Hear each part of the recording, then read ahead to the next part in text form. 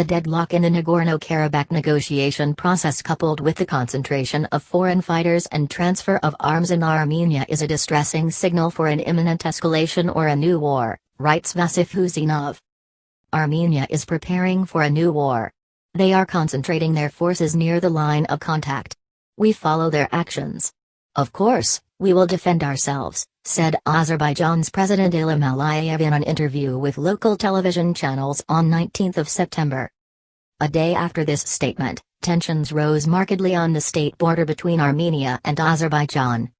As a result of this escalation, according to the report shared by the Defense Ministry of Azerbaijan in the morning of 21 September, an Azerbaijani soldier was killed by the armed forces of Armenia in the Tavyuz direction on the Armenia-Azerbaijan state border.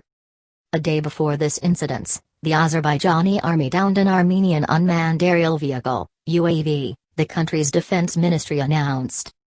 Although the official statement did not reveal where the UAV was downed, the local media reported it to have taken place in Shamkir province of Azerbaijan in the neighborhood of Tavyuz region, where deadly clashes flared up in July with up to 20 military servicemen on both sides and an Azerbaijani civilian being killed.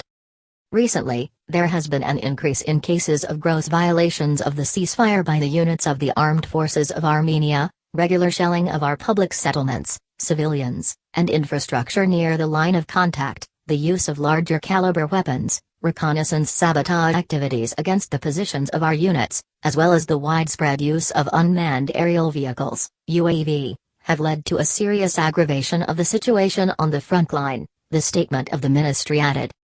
This happened against the backdrop of the news reported by the Egyptian news website Cairo24.com about the transfer of terrorist groups of the Kurdistan Workers' Party, Partiya Karkran Kurdistan-PKK, and People's Protection Forces, Yekanian Parastina Gel-Y.P.G, to Armenia using the transit route of Syria, Iraq, and Iran.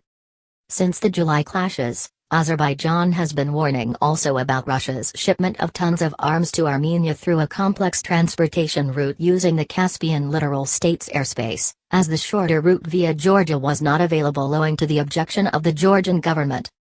Condemning this cooperation between Armenia and its external supporters, President Aliyev declared that the cargo flights carrying arms from Russia to Armenia persisted in the early September, adding that this possesses the existential threat to Azerbaijan because using these weapons. Armenians kill our military servicemen, they kill civilians. This confrontational environment in the relations between Armenia and Azerbaijan was provoked by the admitted failure of negotiations between the sides.